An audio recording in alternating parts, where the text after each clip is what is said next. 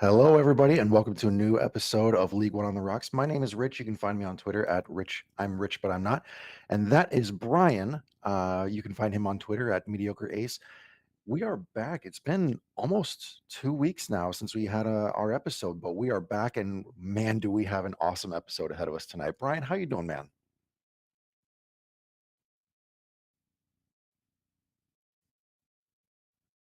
I can hear you just fine. Apparently on the stream it's not. So let's go. Let's try that.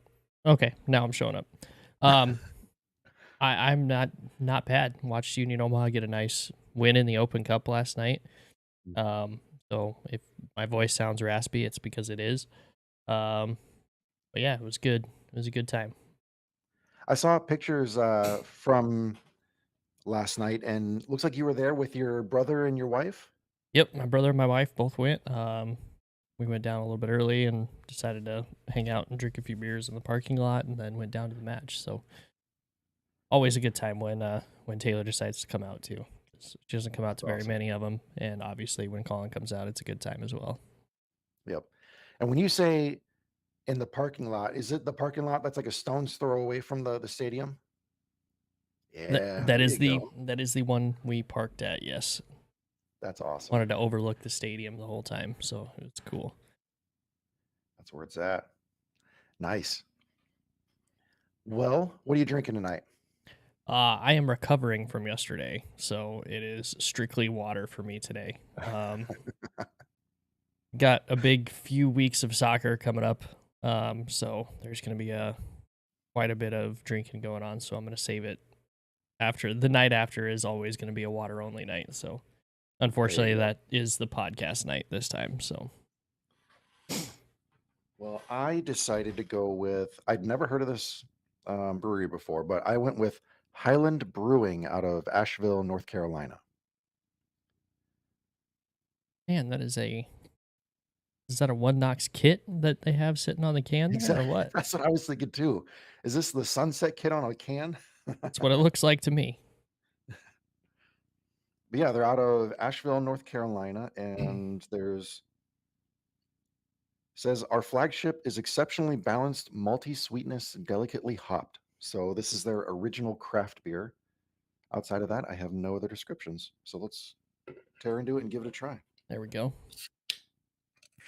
And of course, I wasn't the only one in the podcast here with a story about the Open Cup to tell. I mean, Tormenta, a 4-0 win, moving on to the next round. I 4 think 0. I think that was the highest goal scoring in this round as well, too. So Was it really?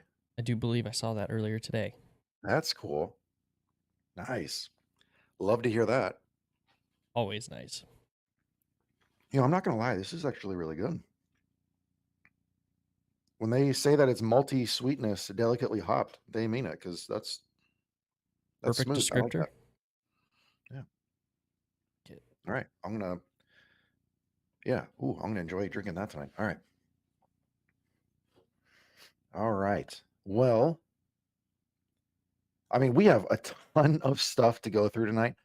When you mentioned the Tormenta Open Cup match last night, I was looking today to see. I was trying to do a deep dive and see attendance records from across all the matches that were happening in the Open Cup this round, last round, all that kind of stuff. I was trying to figure out where last night's attendance ranked with some of the other matches we've seen, and I was getting so excited because every one of the matches I was seeing um, was less than Tormenta's match last night, and then one of the last ones that I checked was Spokane, and Mm, they're like what 23, 2400 there at their match. Like, oh yeah, that fits. Okay, yeah, that makes sense. I can take that award. Yeah, I mean, still though, I think what did Tormenta ended up with? Was it 1,900 fans? Yeah, That's that's really good, and that's for an Open yeah, Cup match too. So like, that's good for Tormenta's normal attendance, let alone a one-off Wednesday night match. exactly. Yeah, if you look at our regular attendance, 1900 would be a really good night for a regular season match. So having 1900 for an Open Cup match, Yes, please, thank you. More of that.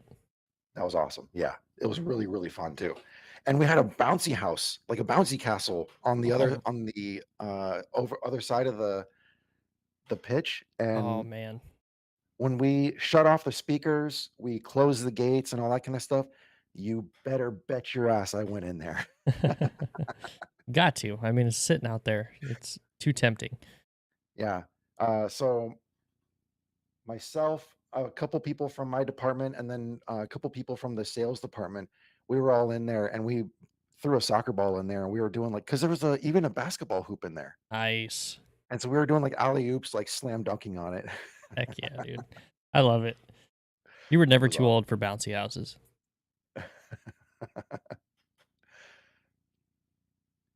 Well, nonetheless, look, we have a ton of information to get to tonight. We have recaps from week 4. We have the second round recap from the Open Cup. We have the draw that just happened today for the third round of the US Open Cup. And then we have previews for week 5 of the League One regular season.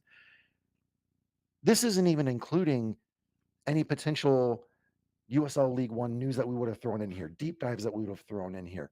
Like, this is just reporting recaps and doing previews tonight. And yet we're still going to fill this 90 minutes easily. Oh yeah.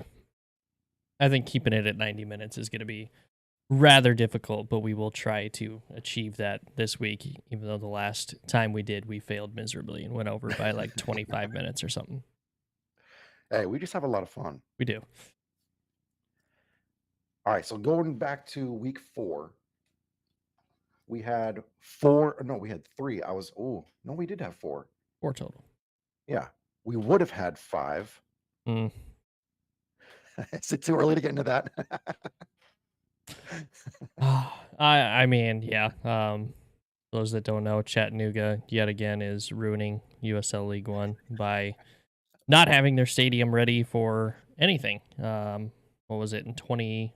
Was it 20? They didn't have lights, or was it 21? They didn't Yeah, have lights. I think it was 2020. Okay, so 20 they didn't have lights, so they could only play during the day, and now they don't even have grass. So I don't know who dropped the ball on that, but yeah, Chattanooga Red Wolves continuing to set the bar for disappointment in USL League One. Thank you, Chattanooga. Well, nonetheless, we still had 4 matches in week 4, and there were some pretty dramatic results here. I mean, kicking off the week in week 4 on Thursday night was Charlotte hosting Spokane, and this was a heck of a match. Back and forth, a lot Yeah, of pressure. a lot of pressure, and I'll say, in my opinion, Spokane got the shaft on that one. Man, it was just not no good calls going their way, especially towards the end. Um, a missed what should have been penalty call that Charlotte takes the other way, and full credit to Charlotte, they took advantage of that opportunity and scored. I mean, you got to do what you got to do. But I think we can now officially welcome all Spokane fans to USL One fandom. You have lost a match based on poorer officiating. So every single team in the league has had that happen to them. So this was just your introduction. The initiation, the hazing There you is go. complete. Perfect. Now you are officially a League One team. You've been christened into the league. I was gonna ask you about that penalty. You beat me to it. So you 100% believe it was a penalty. Yeah, I think it was pretty. I would say clear. To me, I don't think the referee really saw the actual play and just went with caution of not seeing it, so he wasn't going to make the call. But a bad no call, in my opinion. Yeah. There was a good breakdown of this moment, I think, with Benji over at Spokane Soccer Show. Hmm. He even broke out the video. I mean, he went into it. Which is good. I mean, that's what he needed to do. You got to bring light on the league, and of course, Benji doing great stuff there for Spokane and Spokane supporters. So Yeah. always want to give all of our guys a shout out, and Benji being one of them now. Yep. One of the things I love that he's doing over there is that there are so many fans that are attending Spokane matches that they're constantly recording on their own phones and everything. And when they catch a pivotal moment like a goal scored or something like that, they send it to him and he features it in his show. And I love that. Hmm. Yeah, if you guys haven't checked out the Spokane Soccer Show, yeah, get over there and do it because he's doing some great stuff. Yeah. Just that team in general over there. I mean, I know it's not just him, but um, yeah, the whole thing over there. Make sure you check it out. Give him some love. Yep. And then Friday night, first match of the night. This one, another bit of drama here. Lexington hosting Greenville. Greenville taking the win 3-2. Yeah, Lexington looked super comfortable up 2-0 and then completely took their foot off of the gas. I have no idea how they let up that much. Um, but also full credit to Greenville for taking advantage of it as well. I mean, it looked like a tale of two teams in this one, and they just switched when Greenville decided to go on that run. So Lexington is one of those teams right now that I don't think they're in panic button mode quite yet, but is pretty close if you don't start living up to some of the expectations that were placed on them in the season. Yeah, you beat me to it there too. I was going to ask you, are you ready to hit the panic button if you're a Lexington fan? I maybe not yet. I mean, we're getting kind of late in the first quarter of the season to still be struggling like this. I think if it was just I don't know if it would hurt worse or less if they had just gotten beat like 3-0 or they had a comeback fall short or if this hurts way worse being up 2-0 and losing it. Do you think it's a tactics issue or do you think it's a performance issue? I think it's the team not gelling. I mean, there's so many good players that could be playing anywhere on that team. Um, I just don't think they've gelled quite yet, and when they do, I think they'll be just fine. But here again, we also said this about Lexington all season last season as well. As soon as they gel, it's gonna work out, and they just never ended up gelling enough to do anything. So maybe not time to hit the panic button for Lex, but definitely to start taking off the glass that sits on top of the button. Yeah. Okay. And to flip it to Greenville, then, this is a team that is undefeated. Hmm. This is a team that we were not expecting to come out of the gates. No, I still have my reservations about Greenville. I don't.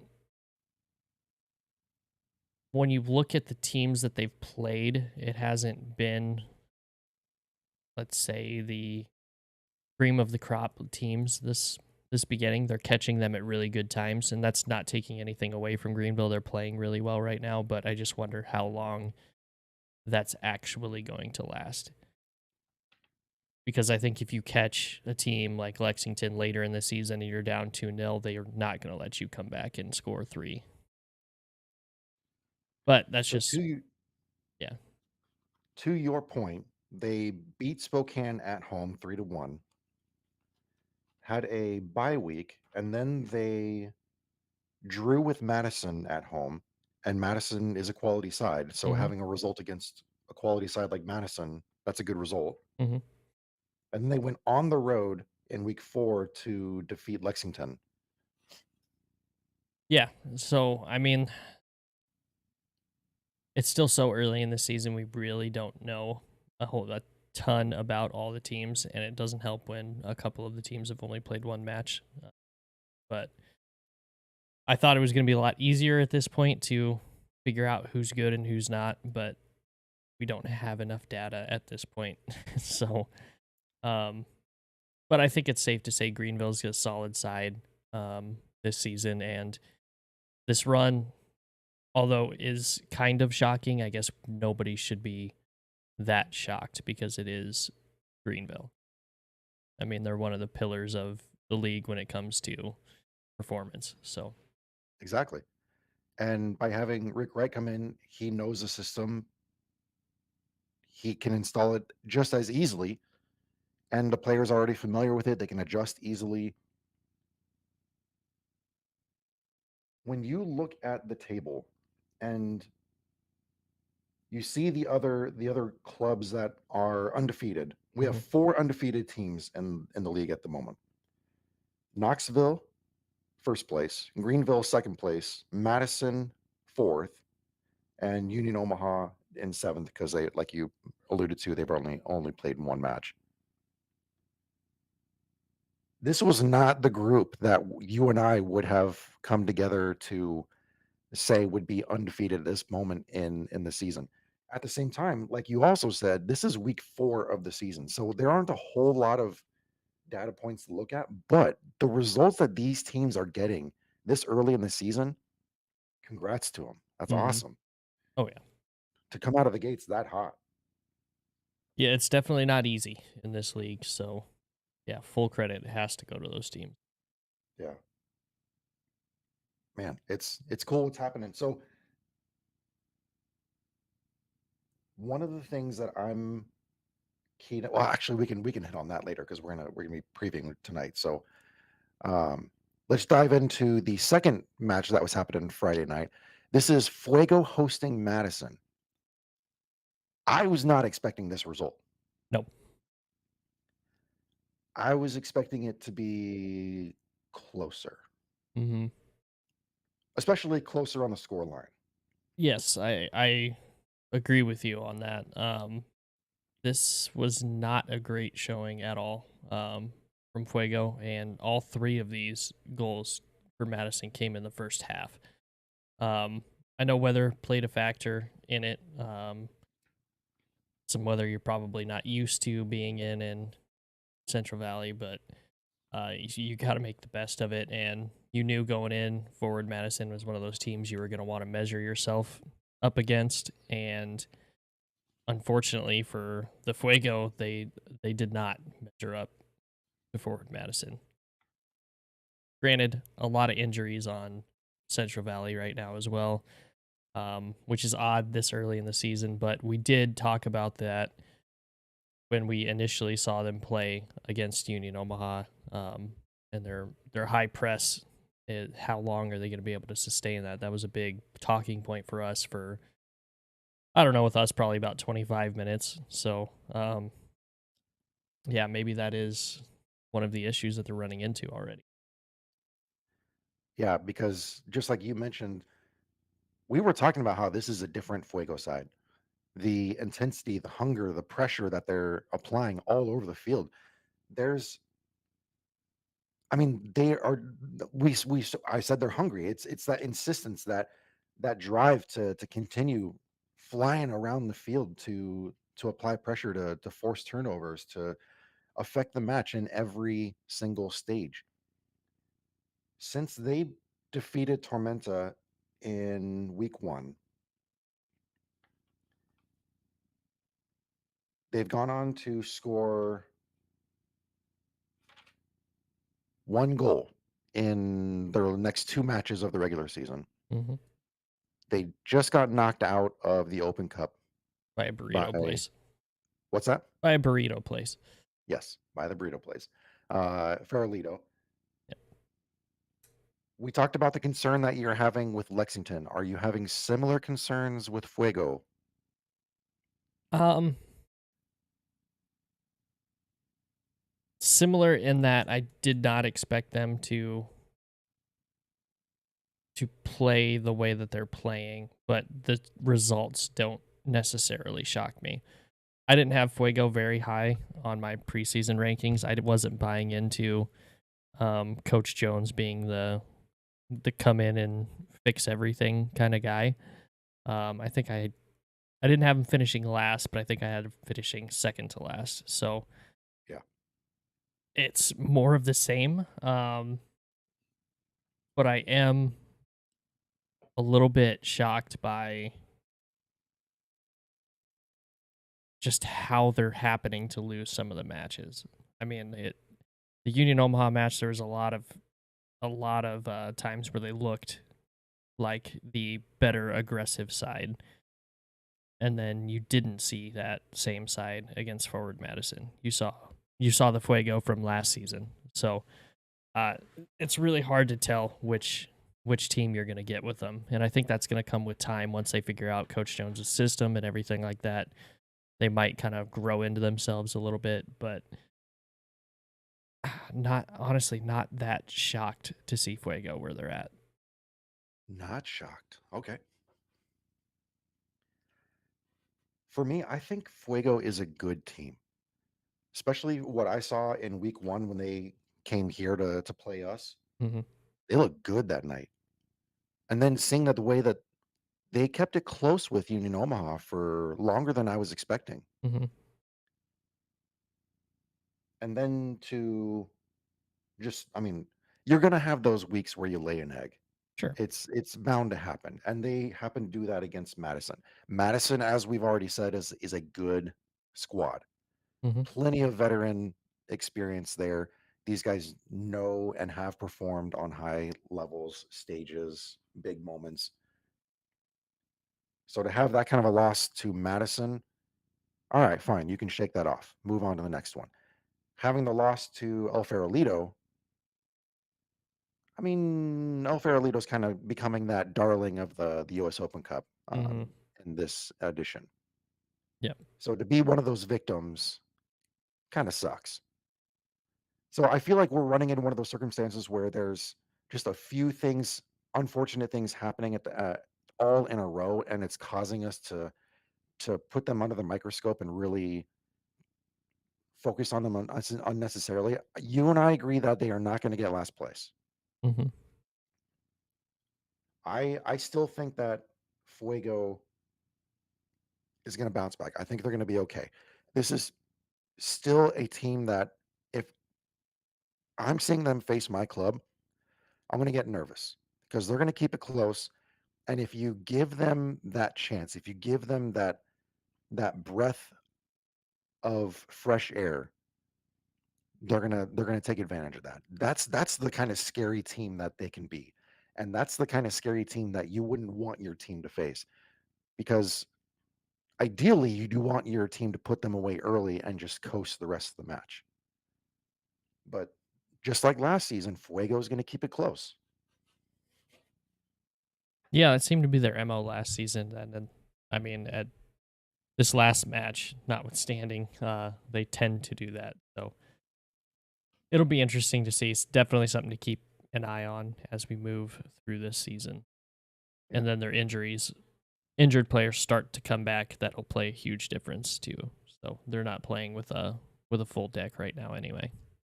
Yeah.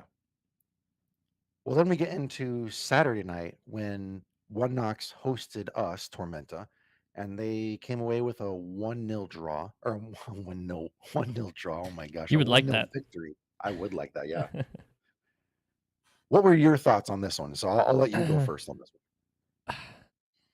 one. um, Knoxville this season is not the same team that I thought they were going to be. Yeah. Um, they seem to have found that having an offense and scoring goals is better than just playing defense exclusively. They're sitting at top of the table right now. Um, they're sitting there with 9 points from 3 matches, so a perfect record and a +4 goal differential. That's that is not something you would have thought from last season that in 3 matches they would have scored 5 goals. That was Knoxville last season. That was about 9 or 10 matches worth of goals for them. So the fact that they did this, it is a scary, scary looking team. Um, they're definitely going to be one of the teams that is going to surprise a lot of people, but they're also one of those teams you have to really think, can they continue this same offensive pace? Because the defense hasn't skipped a beat from last season. They look just as good as they did last season on defense. So if they can continue to have their offense play the way they are, that they are set up to have a really good season. We knew coming into the season that One Knox was going to have a strong defense, especially when you have Sean Lewis minding the net. Yeah. One thing we also knew to expect was the pivotal role that Angelo Kelly was going to be playing in their midfield. One thing that I did not expect to see last Saturday was for him to play such a pivotal role that he himself controlled the midfield. Mm-hmm. The way that he was the master of the entire formation for One Knox, everything was working through him. Whether he was receiving passes under pressure, whether he was finding space to open up a passing lane, everything was going through him. And he looked incredible on Saturday. Mm-hmm. Then you throw the cherry on top, and he has that 1 in 100 goal from what, like 30 yards or something like that. Yeah, it was the distance. Just crazy kind of performance that this guy had. Mm-hmm. So, as a Tormenta fan, for the two sides to be separated by that kind of a goal, look, I understand we lost. We didn't come out of Knoxville with a point or even three, but the fact that we lost on that kind of a goal, fine, whatever. I'll Mm-hmm. take it. Yeah. At least it wasn't a cheap goal that makes you want to bang your head on a desk, Right. That one, I mean, that one, I don't think he won goal of the week either. I think it was somebody else, which is crazy to think about Yeah. because that was a stellar goal. Mm-hmm. Yeah, there's definitely things that Tormenta can take out of this match. They didn't look outmatched. Um, they have at points this season looked outmatched by other teams, but I think their biggest problem is the same problem that Lexington has. They just have not gelled. Um, Obviously, Tormenta has the players to be a solid playoff team. It's just whether or not they're going to be able to put it all together. I don't think I've seen Tormenta play a complete match yet this season, and the same thing with Lexington. Uh, so right now, those two are kind of two peas in a pod. You're seeing glimpses, but they just can't put everything together and have every cylinder firing when it's supposed to. Yeah, and I think the closest we've seen to a complete match from Tormenta is when they won in Richmond. Mm-hmm. And that, I mean, that's even saying their victories over the CFL America Spurs FC or whatever their name was, on top of last night's victory over Savannah Clovers. I'm still saying that the most complete they've ever looked was against Richmond. Mm-hmm. And so seeing the way that they performed against Richmond, you see the potential there. And when you see them working together the way that they were, it's scary. Mm-hmm. If they can, like you were saying, if they can make that a consistent thing, they're going to be, Mm-hmm. yeah. Not only are they going to make the playoffs, but they're gonna start climbing. So, um, yeah, keep an eye out for them. Keep track of them. Don't push them off your radar because yeah, they're gonna be fun to watch once they start clicking. Yeah, it is too early to push anybody off the radar at this point. I mean, it Yeah, is. We're 5 weeks into the season, so um, yeah, we'll see how it goes as it moves forward. But there are definitely some teams that need to take a step back and try to figure it out and quickly. yeah. So, All right, so now we can jump into the second round of the Open Cup. We had 3 matches on Tuesday, 7 on Wednesday. So on Tuesday, Richmond beat Maryland Bobcats 5-2.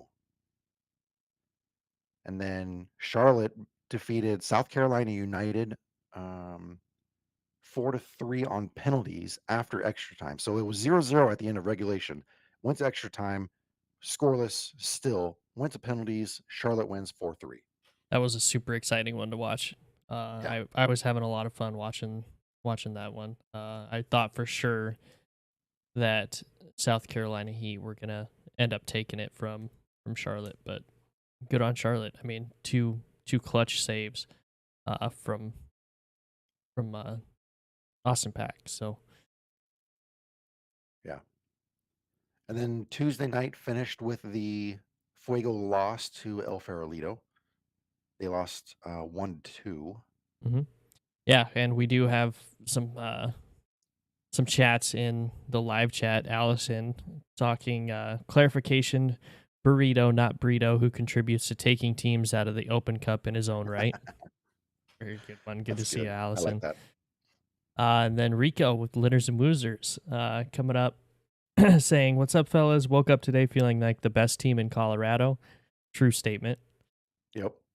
Huge win. That was another fun one to watch, especially after coming home and trying to nurse my broken throat from screaming the entire match. Rico also saying that Coach Cameron looks more hungry for OW than some of his players. He's working miracles with what he has. I can't argue with that personally. So, and then also saying hands up if your USL one team is through in the Open Cup. There we go. Love it. Look, I can tell you when it comes to Coach Ian, I have the luxury of being able to sit in on some of the film sessions and to hear Coach Ian go through his pep, talks and all that kind of stuff. Um, I get fired up sitting there, and there's no way I'm taking the pitch. I'm ready to run through a freaking wall when he gets going, and I freaking love it. Love it, love it, love it. I just sit there at the back of the room and my legs are just twitching. I'm just like, yo, come on, let's go, let's go, let's go. Just ready to go, man. He does seem like the kind of guy that would have that effect. So Yeah, that's good. That's exactly what you want. we should definitely try to get him on the show because I would love to for you and I to have a conversation with him. He's so much fun to chat with. Yeah, sounds good. Let's do it. I think I know a guy. I think I might too. All right, so then we get into the Wednesday matches, and this was an all League One match. We had One Knox hosting Greenville, and man, this one was back and forth too. And Hmm. Greenville taking the victory 3-2 on the road. Yeah, and not the first time Greenville has won in Not Knoxville. the first Go Oh man, check our what a Twitter mistake. page if you don't already know what that is. You'll come across it. You'll come across it. We won't repeat it here though. Yep. And then after the One Knox and Greenville match, we had Tormento beating Savannah Clovers 4-0. And Apotheos going down to Chattanooga. So Chattanooga came to Atlanta for that match and won on the road. There was a lot of confidence amongst the media that Apotheos was going to be able to take the victory over the Red Wolves, but Hmm. didn't happen. Right. And they had to go to them because they don't have sod on their field. Yep. And then after that match, we had another Peter Wilt derby. Um, and Chicago still coming out on top over Ford Madison. Chicago Fire FC 2, the MLS Next Pro team, defeating Ford Madison 2-0 in SeatGeek Stadium there in Bridgeview, Illinois. Yeah, I'm no Madison fan, but I was really pulling for him on that one. So they've let me down. Yeah. Next up is you, Brian. Yeah, Union Omaha defeating the Des Moines Menace, aka MLS retirement home team, 3-1. That was last night, and uh, honestly, the score is uh a little misleading. I think Omaha probably could have won this match 5 or 6-1. They controlled the entire match, and that's not taking anything away from the Menace. I mean, they're not in season yet, so they had to bring in these ringers, and it was really cool. And I think it's always really cool when you see teams connect to the community the way that Des Moines does. Uh, but unfortunately for Menace supporters, the Open Cup ends here for them. But as a Union Omaha fan, it's fine with me. Yeah, it was a lot of fun to watch. I was even getting text messages from my friends who didn't have a chance to go to the match that live in Lincoln, and they don't typically have the opportunity to drive to Omaha for the match. And they were texting me, so and so is playing for the Menace. Like, yes, yes, they Yep. are playing for the Menace. You are, that is not a typo. Yes. Oh, yes, and also a quick point of clarification. I know I told Owen this last night, but he mispronounced the end of the match final score over the PA and said it was 2-1 Union Omaha. It remember Owen, it was 3-1. Oh I know it was man, the first one, but calling out the PA. You know, uh, I feel bad for Owen. Look, he has a tough job, and I can say that from experience. And I've seen that man work miracles up there in the booth. I sat next to him at several matches, and I love that guy. Now that I'm PA here in Tormenta, I can tell you it is. There are so many times where I look out on the pitch and I see like, oh, okay, yeah, so and so did that. They goal scored by so and so, assisted by them. Get the mic up to my mouth, and then I just like go blank. Son of a bitch. mhm, I can. I am not afraid to admit that last night was a very rough night for me. I was having to make corrections over and over. It was not a proud moment. mhm. Yeah. And what is nice though is that after the match when I would tell people like, "Oh, I'm glad the guys on the field had a great night because I did not up there in the box." People would say, "Oh yeah, you sounded great." Well, good. Okay. If you don't remember any of my mistakes, then good because when I make a mistake, everybody in the stadium knows. Right. Yeah, I mean it's tough. I don't really wish that on anybody, but I mean with a voice like yours, Rich, you got to be doing something spoken word, right? I think everybody Thank you. agrees with that.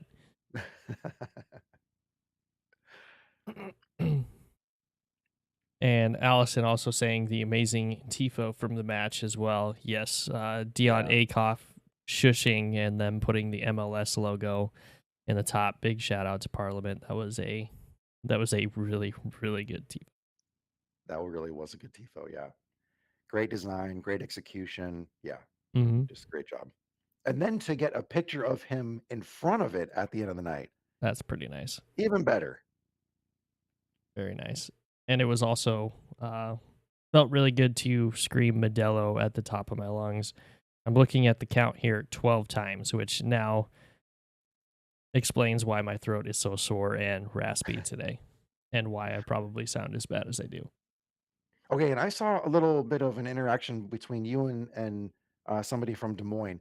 What was the back and forth with the corner kick calls? Oh, I didn't pick up on that on the broadcast. so anybody who doesn't know, Union Omaha's corner kicks are sponsored by Modelo. Um, Owen, the PA announcer, will come over and say Union Omaha corner kick presented by, and all the fans yell Modelo.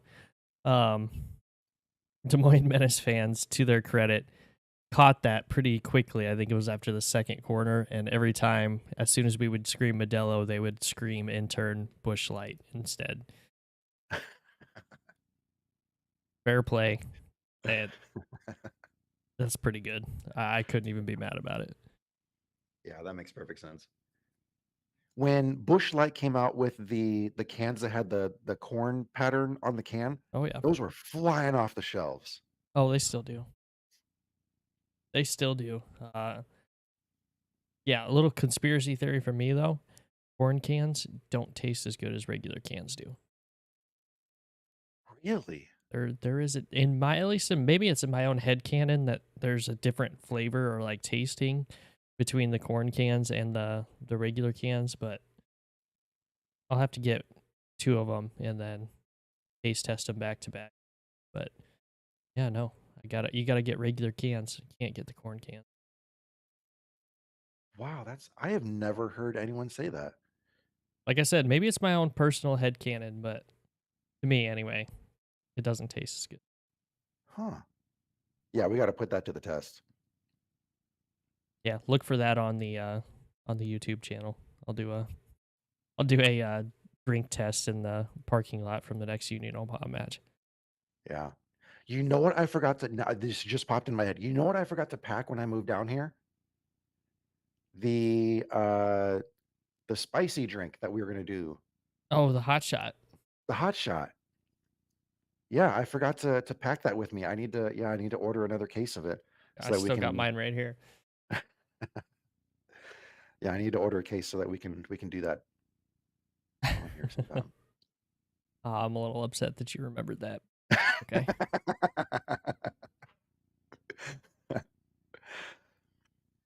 Alright, going back to Rico saying that, feeling like he woke up, as the best team in Colorado. The reason for that is because Northern Colorado defeated Colorado Rapids 2, the MLS Next Pro team, 3-2 last night there in Commerce City. And yeah, I was planning on saying the those exact same words. Northern Colorado owns Colorado. Mhm. There's no doubt about it anymore. Yep. I agree 100%.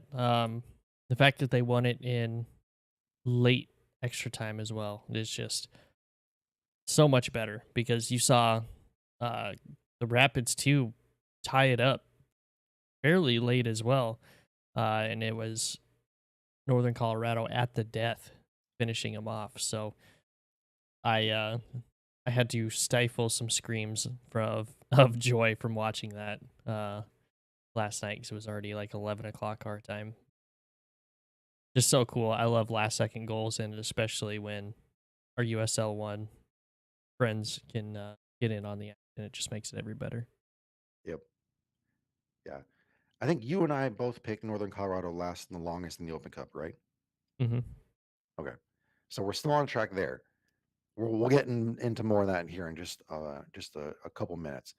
To round out the review of the second round recap from the Open Cup, Spokane did defeat Los Angeles Force 1-0 in Spokane. Hmm. And that's not So the Los Angeles Force is not a pushover NISA team either. no, That is one of the best NISA teams, if not the yeah, best NISA team. So that's a huge win for Spokane as well. yeah. So Spokane and Omaha seems like they've had the toughest path through the Open Cup so far. Would you agree? Um, Or let me say it this way. yeah, Uh, would you agree that Omaha has looked the best and Spokane has had the toughest opposition?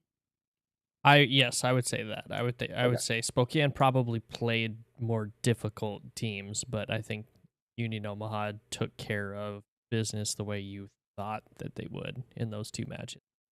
Yeah. So for fans out there, Spokane played Ballard in the first round and defeated them, and then and they went to Ballard too, didn't they? Hmm. Yeah. And then in the next round, as we just said, they defeated LA Force. Yeah, two So yeah, very tough teams. those are two good clubs to defeat. Hmm. So kudos to them for getting through both of them. They were both close matches, but they still, I mean, at the end of the day, you just got to get a win. Survive and advance. That's all it is. Yeah. All right. So with the second round behind us, we can look forward to the third round draw.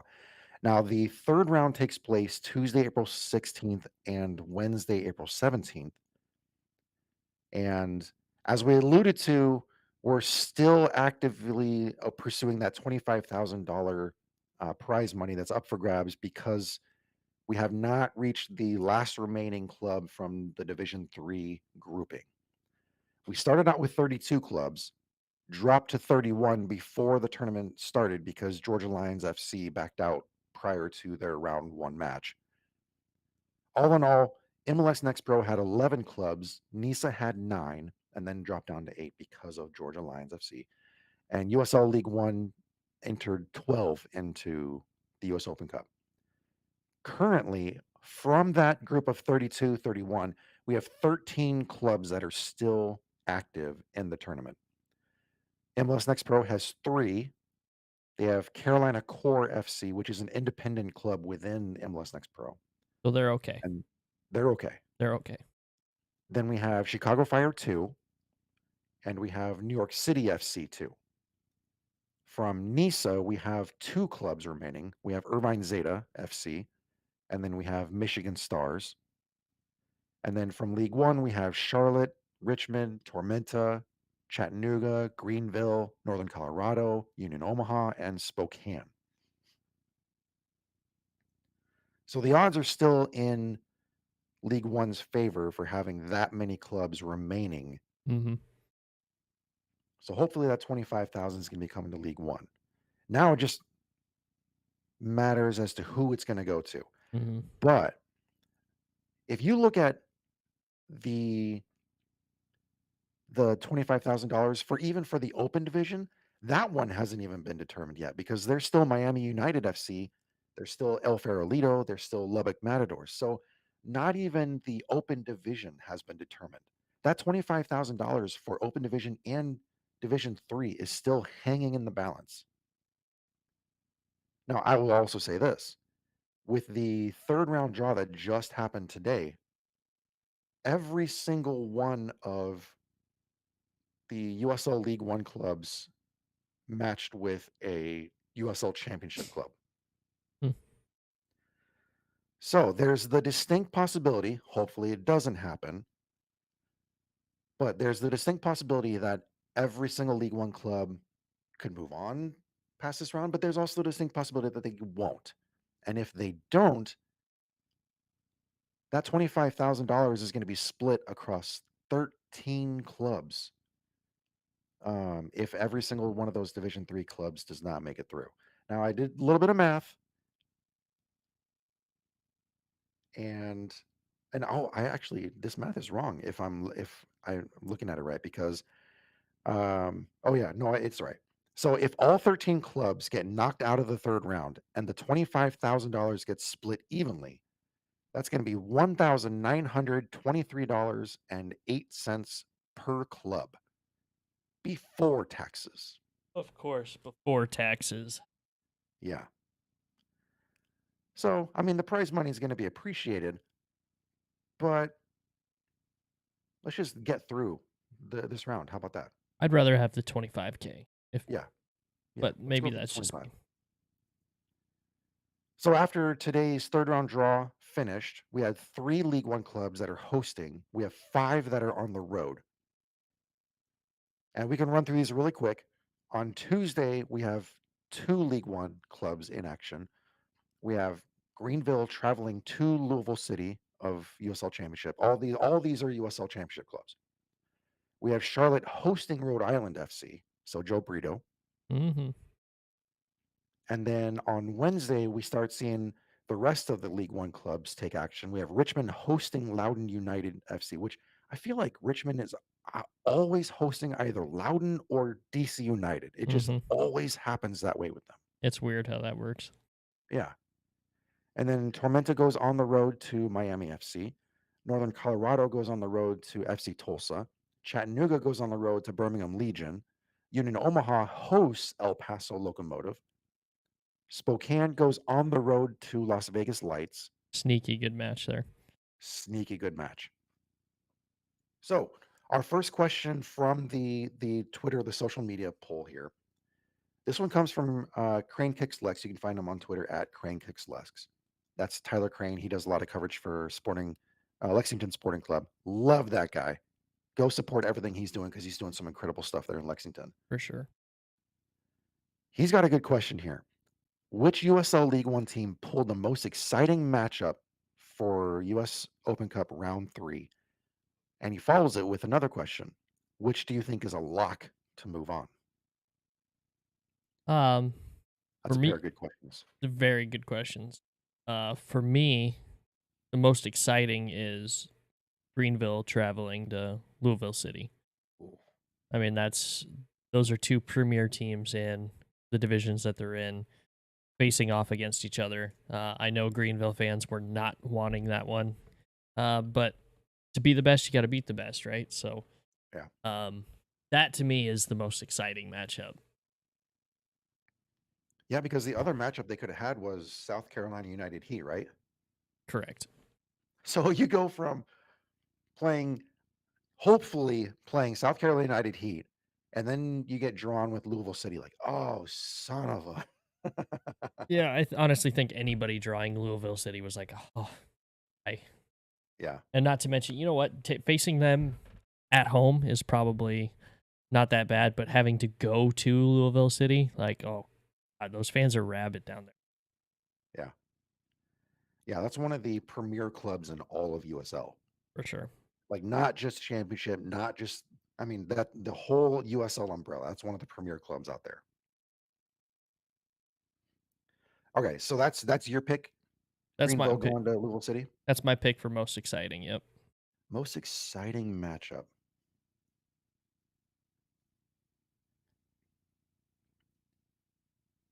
Huh.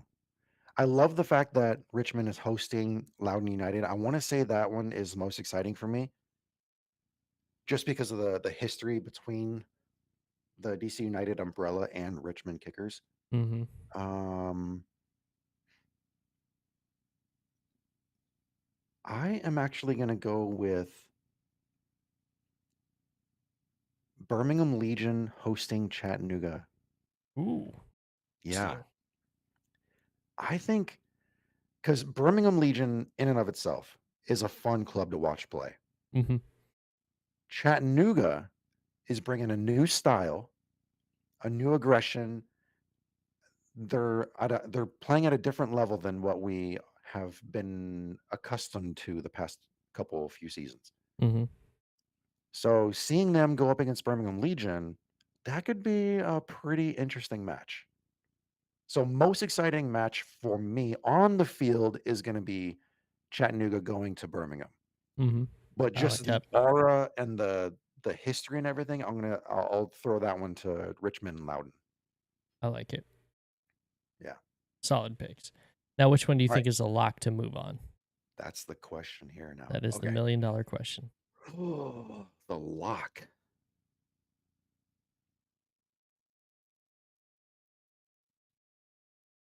I'm saying Tormenta. I know you can call me biased here, but that is the matchup I was hoping for. We did put in to host, and even despite the fact that we are not hosting, I was still hoping to play Miami because the other option was Memphis 901 FC. Mm-hmm. And if you're going between those two clubs, give me Miami. Yep. Yeah. No, I would not call you biased at all because that is also my pick for lock to move on. Um, I think Tormenta matches up really well against Miami FC. Miami FC has their own set of problems that have dated back quite a while. So I think Tormenta's definitely got a fighting chance to win that one, the best chance to win that one. The only other one for me is, and this one you 100% is gonna call bias, but I think Omaha beats El Paso. They didn't have any trouble last season. El Paso ended up finishing eighth, so right at the playoff line for championship last season. So, um, yeah, and Omaha obviously did what Omaha did. So, to me, Omaha and Tormenta are your locks for moving on. Yeah. Yeah. And if you want to call it bias, you can call it bias. But Where are we sitting at with time right now? Let me scroll down here. we are at 1 hour. Oh my gosh, we're doing good. Okay. So we have an hour to preview these three matches for week 5 and to go over all the questions that we received online. So we're doing all right, man. Well, if you want to hit the 90 minutes, we've got 30 minutes to do that. What did I say? An hour. Oh. We got 30 minutes. But I also do need to catch up on the live chat. Geo coming in and saying a little more than 1 month away from seeing Rich, so he's excited to see you. Hell yeah, man. Right back at him. And then Allison coming in again saying DK is in Miami for Tormenta. Yep. I already sent a message to both Dalton and Camille. That'd be a good one. That'll be good to see them down. Are you going down with Tormenta for that one? I will be there. Oh, Yep. you lucky man. Yeah. I love Miami. You're very lucky. I've still never been there, so this will be a new one for me. Oof, gonna love it. We watched the draw up at the clubhouse, where Darren and Nitra hold that, they have that bowling alley and all that stuff up there. Sure.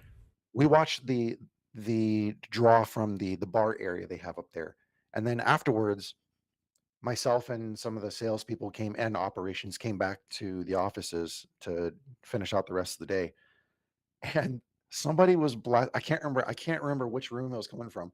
Somebody was blasting Will Smith, "Welcome to Miami." Yes, that's the kind of energy that is going to get Tormenta past Miami FC. Yeah, man, I'm so looking forward to that one. Yeah, for some of our younger listeners, just look it up. It's Will Smith did used to make music.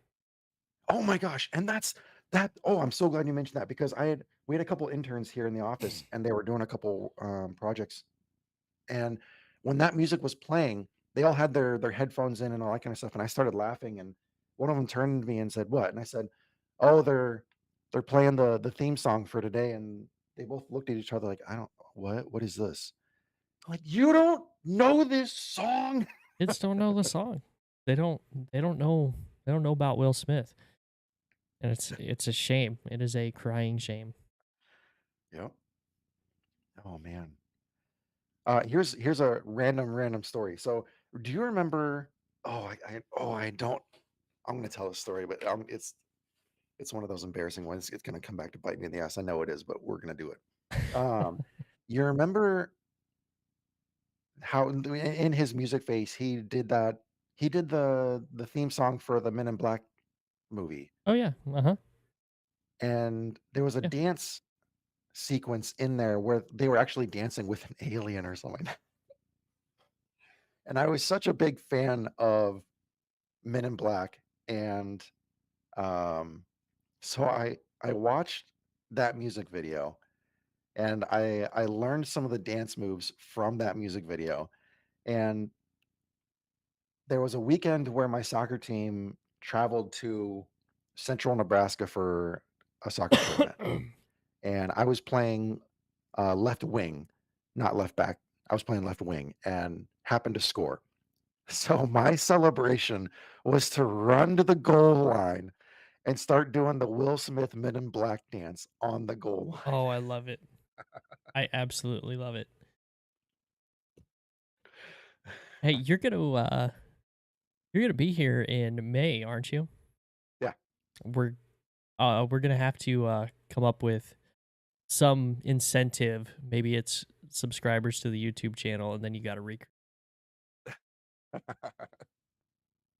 get it recreated in the parking lot at Warner Park. If we can, we'll come up with a good system to figure out. We'll let you decide what it's going to be, Rich, since you're going to be the one that is doing it on camera. But Yeah, we'll get that figured out. Oh god, I hope we do not get those numbers 'cause I do not want to recreate that. But that is a fond memory because I even had extended family which they oh no, that wasn't in Central Nebraska. It was down in Kansas City because my family from Kansas City came to watch me play and they saw me with even the goal better, celebration. even So better. I yeah. love it. All right, let's get into week 5 matches here. All the matches are on Saturday. We do Woo! not have anybody playing a doubleheader this week. We have 6 clubs who have a bye week.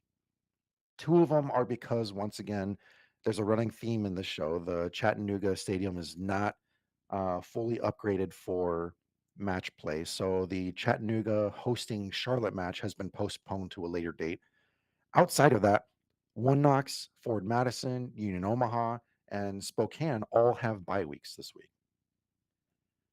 So to start off, 6 p.m. Eastern time, we have Richmond hosting Fuego. And I am so excited for this one. Yeah, this is for me. This is the two teams that are at the bottom of my preseason standings It facing is, yeah. off. So this will be, at least in my mind, sorry, Richmond and Fuego fans, this is the battle for the wooden spoon this season for me. Getting an early look. So In the Open Cup, we got to see first versus second place when One Knox and Greenville played. Now we're getting to look at the other end of the table where we have your anticipated wooden spoon battle. And this could be cool if we had promotion and relegation. This match would be even more impactful than it already is. Yeah. Hmm, missed Give it time. It'll opportunity. come. Keep the faith. All right. So these two clubs have met on the field 6 times, with Richmond winning once, 3 draws, and Fuego winning the other 2. In all of those 6 meetings, Richmond has scored 13 goals and Fuego has scored 15 goals. Gets a little different when we start looking at performances in City Stadium because they've had 3 meetings in City Stadium. Richmond has yet to defeat Fuego in City Stadium. There have been 2 draws and a Fuego victory. And in those 3 matches, Richmond has scored 8 goals and Fuego has scored 9 goals. So let's jump into some of the random facts that surround this matchup. In 4 of their last 6 matchups, there has been a penalty. In 2 of their last 6 matchups, there's been an own goal. In 3 of their last 6 matchups, they've had a red card. So there's all kinds of drama that's building up in this matchup. These two have combined for an average of 28 shots per match. So free flowing, open play, lots of shots, lots of offense. Extending back to last season, there have been 3 or more goals scored combined between the two clubs in Central Valley's last 10 matches. And when it comes to scoring first, it's split down the middle. In 2 of the last 3 matchups, Richmond has scored first. So we have a few prop bets here that I want to run with you. And I want to see where you're thinking here. For goals, I set it at 4.5. Ooh,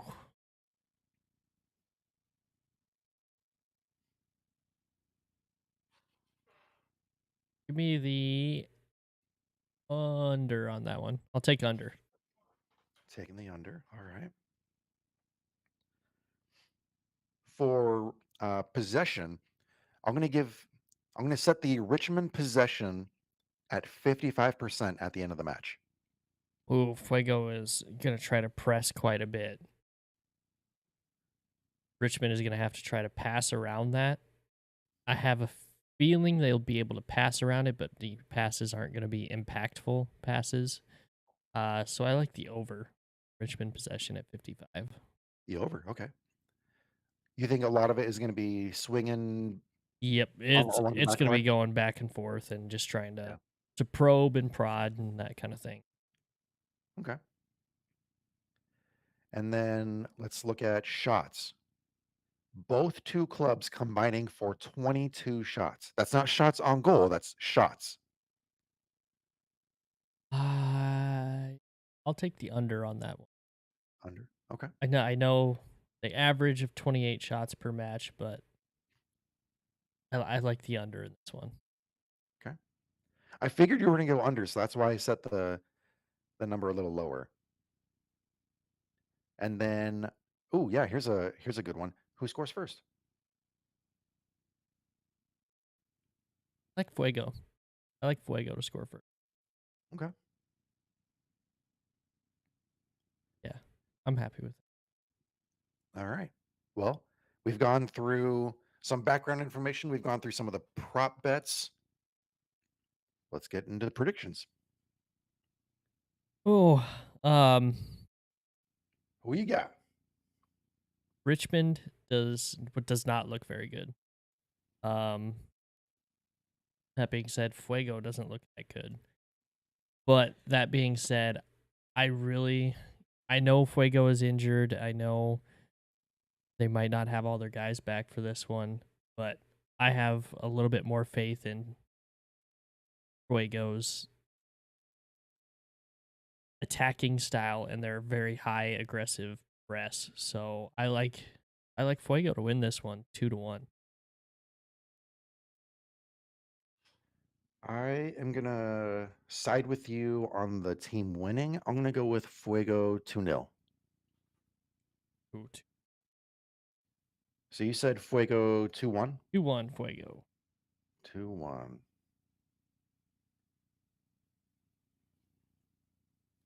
And I said Fuego 2-0. All right, let's move on to the next match, which is Greenville hosting Northern Colorado. Oh my gosh, this is going to be such a good one too. All right, in 5 previous meetings, they've only actually, well, okay, they've only met each other on the field 5 times. Greenville has won once. There have been 2 draws, and Hailstorm has won the other 2. Overall, across those 5 meetings, Greenville has scored 3 goals and Northern Colorado has scored 6. Gets a little bit different when you get to the stats coming straight out of Greenville. They have 3 meetings in Greenville. Greenville winning 1, 0 draws, and Northern Colorado winning 2, with Greenville scoring 2 goals and Northern Colorado scoring 5. So that's a little history for you. Let's get into the random facts. Greenville hasn't won this matchup since their first meeting. But don't take that as Greenville's going to lose, because Liam McKinnon has scored 3 goals in the last 2 matches, if you include the Open Cup match against One Knox. And when he scores, Greenville wins. A little bit of historical context here. 2 of the 5 matchups between these 2 clubs have featured a red card. Only 1 matchup has ended in a scoreless draw. Of the remaining 4, Northern Colorado scored first in 3 of them. And as far as the possession battle, Northern Colorado has won the possession battle, having more possession in 3 of the 5 matchups. But when Greenville is at home, they have the edge in 2 of the 3 matchups. And between these 2 clubs, they combine for an average of 25.6 shots per match. So we have some more prop bets for you. Because it's a low scoring affair between these 2 clubs, I set the goals over under at 2.5. Oh, I like the under. Very, very slim, but the under. Okay. Red cards, 0.5. I'm going to take the under. I think there'll be a lot of yellows. Both of these teams play very like physical, hard-nosed style, and I think one of the 2 coaches definitely gets a yellow. I'll let the listeners decide who we think that one is, but Okay. yeah. Give me a lot of yellows, but no reds. I'll take the under. Okay. And we talked a little bit about the possession battle and how Greenville performs at home versus overall in this series. So I'm going to give you Greenville wins the possession battle, and I'm going to set it at 53% at the final whistle. That's tough. Uh, Oko's styles changed a little bit. Greenville's has changed a little bit as well. They're not holding onto the ball nearly as much as they have in the past. Ooh, that 53 is a. Give me the over. Slightly, but the over. Okay. And then we talked about the shot total between these 2 clubs when they face. I'm going to set the standard at 24. They average together 25.6 when they play. I like the under on this one too. The under. Common theme Okay. tonight's going to be the under. All right. Then the only question remaining is who scores first. Who scores first? Oh, give me Greenville. Okay. All right. I had to look at my score prediction that I've written here and just to make sure. But yeah, give me Greenville. Okay, so going off of the prop bets that we just went through, it was kind of hard to get a good sense of your predictions. Let's jump into predictions. I feel like I may know what you're thinking, but I just let's go. Let's do this. I do think Greenville is a little bit overhyped right now. And we don't know a whole lot about Northern Colorado. They have not looked like the same team that they were last season.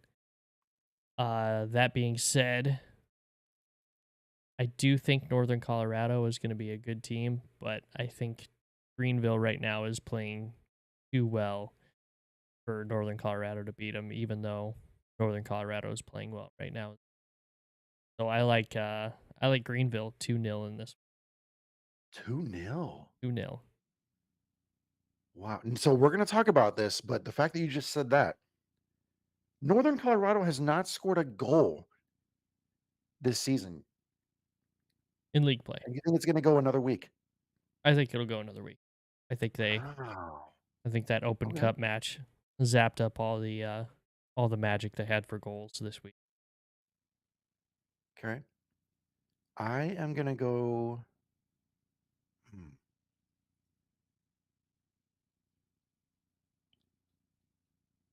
I'm going to go against history here. I'm going to say Greenville 2-1. What? All right. So you said Greenville 2-0. And I said Greenville 2-1. 2-1. Like it. All right. Which brings us to the last match of the weekend, which is Tormenta hosting Lexington. In 3 previous matchups, they are split completely even across the board. Tormenta won one match, they drew another, and Lexington won the other. Tormenta scored more with 7 goals, and Lexington has 4. Things did not change dramatically when we look at their stats inside Tormenta Stadium. They've only met once, and it was a draw. It was a 1-1 draw. But I did find a surprising stat about Lexington. Lexington has never earned a clean sheet on the road. Oof. I had to verify that 3 times to make sure because I could not believe what I was seeing. But yes, that you heard me correctly. They have never earned a clean sheet on the road. Couple that with the fact that Niall Watson from Tormenta, currently in the Golden Boot race, has scored in matches, each resulting in a result.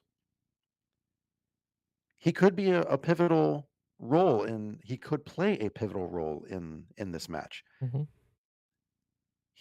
When he scored against Madison here at home, the result was a draw. When Tormenta went to Richmond, he scored, resulted in a win. And just last night, he scored in the match against Savannah Clovers and earned the club a win. So, got a bit of an edge here. Let me look at something here really quick. Mhm. Um, in those 3 matchups, Tormenta scored first in 2 of them.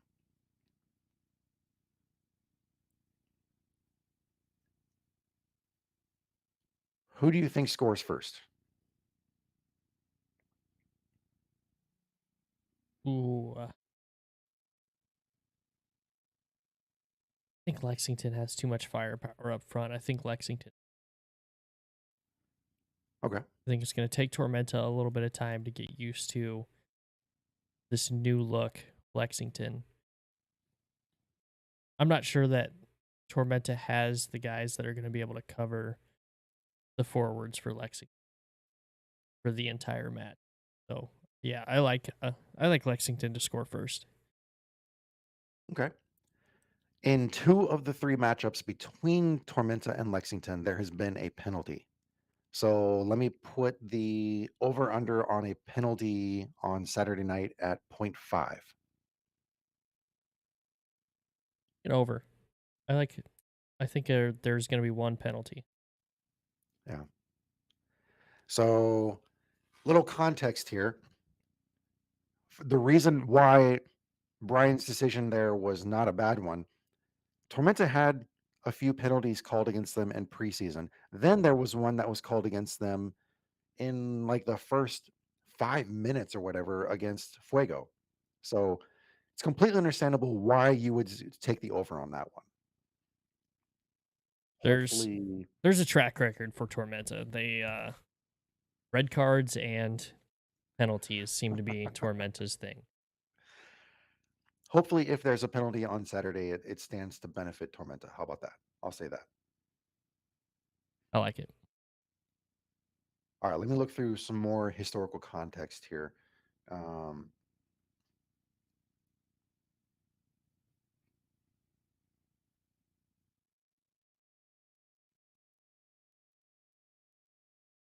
It'll be there's some good matches. I'm a little upset that there's only 3 of them this weekend, but yeah. getting a little spoiled with Open Cup matches too. So 3 matches we'll have to deal with now. All right, in the most recent matchup, Tormenta defeated Lexington 5-1. Yeah, crushing, Oh, crushing match there. Um, let's see here.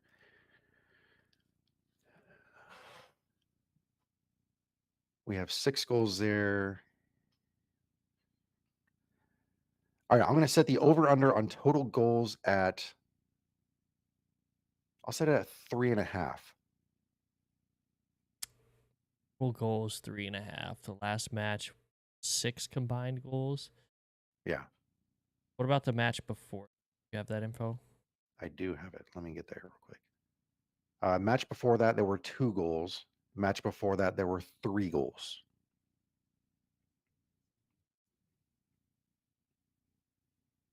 Oh, a good point here by Soup Loops. Is Amal Knight serving a suspension for the red from the He last is. game? Yes, he is. That I was going to bring that point up actually, Soup, when we got into the prediction. But yes, he will be serving his suspension for, I think, is still the company line dissent. Is that It's still what? dissent. Yeah. I mean, he got a yellow and a red right after that. I mean, flashed the yellow, ran his mouth, got the second yellow right away. There was very little debate there. I feel like you had to have said something. Yeah. Had to have been like a hothead situation. You said something you shouldn't have said. Yeah. Um, yes, that was stalling for me to think a little bit longer in case anybody didn't catch that. 3.5. I'm gonna take the under. Take the under. Okay. All right. 3.5 goals scored. I'll take the under.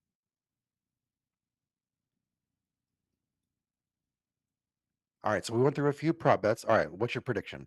I'm out on this one, so it's all you. You cannot do this one. For me, with Amal Knight serving a suspension, uh, Lexington not seeming to be all there, like on the same page. Tormenta also not being on the same page.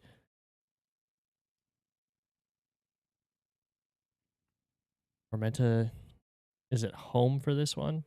Mm-hmm. I foresee another like 1,900 fans in this one. I think Tormenta gets it done and wins 2-1. There we go. Let's go. All right. I think Yeah. Lexington goes another week without figuring it out. And I think Tormenta, after beating the Clovers 4-0, I think they've kind of found what works and are gonna start using that going forward. So I think this is the start. And I texted Rich this earlier today, or was it yesterday? One of the two. That I feel like that 4-0 result is exactly what Tormenta needed to kind of kickstart their season. Yeah.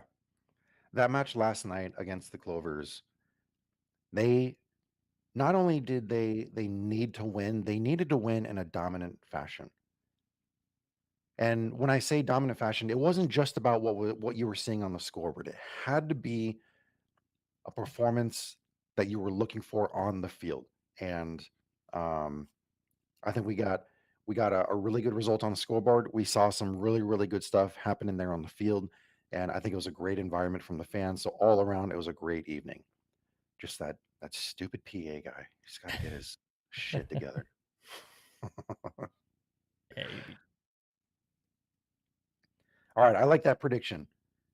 With Brian in our corner, we're going all the way. uh yeah. Hey, Why don't there's we 4 opportunities to win silverware this season. Okay. let's just look at my track record of my picks so far this season, and then you might not be singing my praises so much either.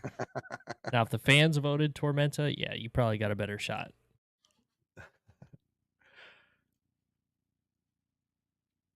All right, so we have some questions, not only from me, but from also social media. We're going to run through these here as well. Um, we already got the one from Tyler. Here's a fun one from Tim over at Ranting Blue Penguin. You can find him on Twitter at RB Penguin Media. This one is about Ford Madison. Hmm. Should Madison design a kit honoring the legendary Bessie on her retirement? 110%. Couldn't Absolutely. agree more. You got to. That is, Bessie is a legend for Forward Madison. You got to honor her somehow. Yeah. Even on social media earlier today, they posted a video of them taking Bessie on a stroll through the pitch for all the fans to see her one last time. Oh, yeah. How are you not designing a kit for this beautiful, majestic being? Got to be a kid or a scarf. One of the Yeah, two. yeah, gotta be. Like that question, Tim. That's a good one. Hmm. As usual, Tim comes in with the questions. Always good. Yep. Always insightful. Tim also did have another one in here. Who benefits most from Omaha's long layoff in the short term? Next opponent is One Knox, and in the long term, Omaha or the rest of the field. Oh, benefits in the short term. It depends on how Omaha does in the Open Cup. Um, I think if we would have had this question asked on Tuesday, I probably would have said it benefits Knoxville, but then Omaha comes and beats Menace without skipping a beat. Um, Yeah. I think in the short term, it benefits the rest of the league. I'll still say that. I still think Knoxville is going to be a handful for Omaha when that comes to that. And as far as the rest of the season, I'm gonna give it to the rest of the league. We kind of saw what happened with Omaha in 22 when they went on the big Open Cup run when they were playing so many matches back to back, 2-3 match weeks. I think that'll continue because Omaha's gonna have 4 games to make up on some of these teams end of the Yeah. season. That's a lot of midweek matches. And you throw in this postponed match for later in the season, Hmm. that's even more schedule congestion. Yeah, I think it benefits the rest of the league. Do you think that I don't do you think that Omaha should not necessarily bow out, but maybe not take the Jägermeister Cup as seriously? Oh no, you got to take it serious. Love it. You Go have for to. it. Yeah. It's a chance for silverware. You got to. You got 4 opportunities. You do. You got to win some silverware. You got to go for it on every single. Go for all 4, yeah. Win the quad. I was waiting for you to catch that I one. see in the live chat. Yep, I was waiting for you to catch it. I wanted to get your live reaction.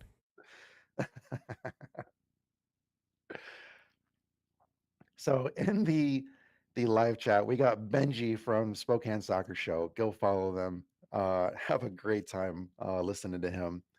His question here is, has Rich's beard game thickened in the Georgia humidity? Damn.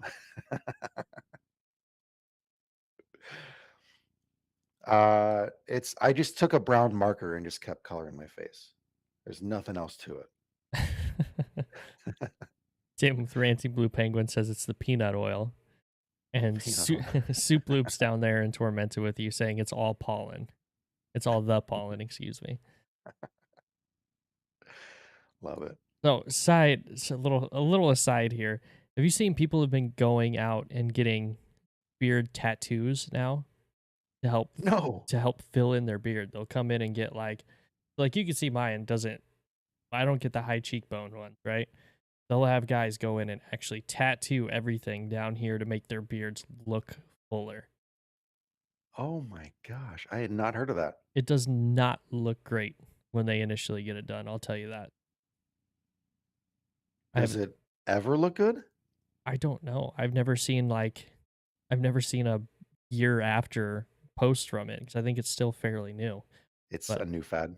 yeah, I have enough tattoo stuff on my TikTok that I somehow come across, and it's not just one person. I've seen like multiple people getting their face tattooed to make their beard look thicker. It's crazy. No way, man. Yeah, I'm not doing No that. way. I have seen down in Brazil those guys getting implants for like shoulder muscles and glutes and stuff like that, and that is wild. Especially when they're not you can clearly see they're not exercising. Hmm. Yeah. Oh man, that's crazy. Tattooing a beard. No, You face, can't shave the rest of your life. no. What happens when beards go out of style? Who am I kidding? Beards are never going to go out of style, but still. What happens when you move to a really hot climate and you have to shave because your face is just sweating too I'm not shaving this off during the summer. I'll much sweat. either? I'll look like a little kid if I do. I'll look like I'm about 6, so not gonna do it. Yeah, not gonna do that either. Okay, so we have a serious question. This was coming from Josh Kaufman. You can find him on Twitter at jkaufman. This is a good one, and I think it's a good one that we can discuss here. In the U.S. Open Cup, League One is 19-4 with 8 teams remaining. MLS Next Pro is 10-8 with 3 teams remaining. NISA is 8-7 with 2 teams remaining. Is this a big enough sample size to say that League One is clearly the strongest Division Three league? I think so. I think after this round will be the kind of is going to be more of the concrete test because now you're playing Division 2 teams. Um these amateur sides that these guys have played, obviously they made it through the process to get in to qualify for the Open Cup. So these are not pushover teams by any stretch, and I don't want to put down any of their accomplishments, but it is always going to be easier for a professional division to beat amateur division. Yeah. And it's strictly because amateur teams they do it as like a hobby or a part-time job opposed to these professional athletes that get paid. I almost said millions of dollars. Then I had thought about that. I was like, no, not even close. They get paid thousands of dollars, let's just say, to play. So, plus they get access to facilities and doctors and stuff like that to make sure they're all. But I still say League One is probably the best overall. Division 3 for sure. And I think it mostly comes down to the amount of buy-in between the fans and the ownership groups and the league itself. Because if you lose one of those 3 things, then League One is not the League One that we know it as today. And so a combination of those 3 things in my opinion, make League One the best league for Division 3 for sure. Yeah, I agree with you. I not only from the stats that Josh has here in the Twitter question, but we discussed this I think late last year. But I personally feel like MLS Next Pro is a money pit, and I don't think the owners like having MLS Next Pro around. There's there's there's no benefit to it. They're not getting revenue like you would see in academies, um, from lower league clubs. There's a financial incentive to having an academy, but with MLS Next Pro teams, there's no revenue coming in. They're not selling merchandise for, like we said in that episode, Toronto FC2 Right. or for Chicago Fire 2. They're not selling that merchandise. They're selling it for the senior team. Mm-hmm. There's not thousands of people coming to watch their match. They can't even get 500. They can't even get 300. Right. There is no financial gain for MLS Next Pro. Mm-hmm. For that reason, I think the ownership across the board in MLS does not want them around. The only reason that they would want them around is for territorial rights. And even then, the battle, the soccer battle happening between MLS and USL, they don't even recognize each other's territorial rights. They're just going after whatever territories they can get so they can Yep. capture as much money as they can. Mm-hmm. Yeah, that's all it is.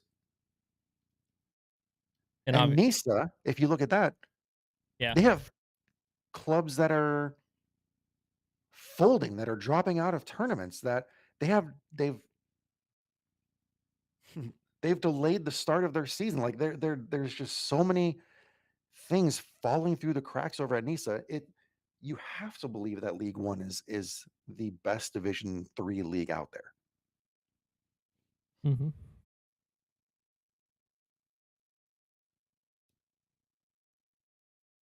But I mean, we're also biased By a lot. Yeah. Definitely by a lot. big time bias. Uh, Yeah. Tim has a very good point. Said we can't claim the strongest league when one of ours got beat by a burrito. Yeah. Obviously, the fuego sauce wasn't spicy enough. Hey, but on the other hand, look at how many League One teams have taken out championship clubs or MLS teams. Yeah, quite a few. So it counterbalances losing to a burrito. Yeah, yeah. We can take the first among equals, but we cannot take the title of king. As Tim, the ranting blue penguin. Yeah. I don't know, man. I'm just happy the season's. Let's just say that. Yeah. Yep. We have another fun question. This one is from Tyler. If things go sideways for Lexington this weekend, will Rich use his newfound power to protect me from Bolt? I can't even protect myself from Bolt. Yeah, Bolt hit you with a pie in the face the first time you met him. I don't think Yeah. you ain't holding Bolt back. Yeah. James Odom even followed up with, he can try it, but I don't know if anyone is safe from Bolt. Exactly. Thank you, True. James. Honestly, I have nightmares about Bolt sometimes.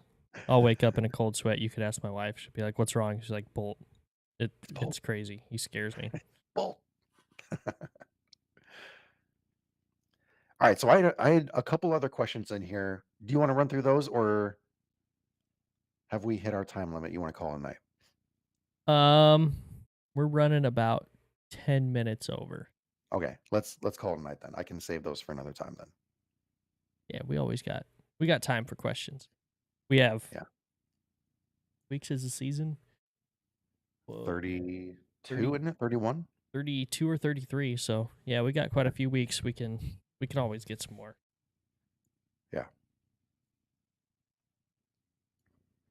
All right. Anybody else got some questions in here? Benji is throwing some stuff in here. Benji's saying, my education in USL is a fluid situation, as we all know, but the disparity between League One and Championship, nope,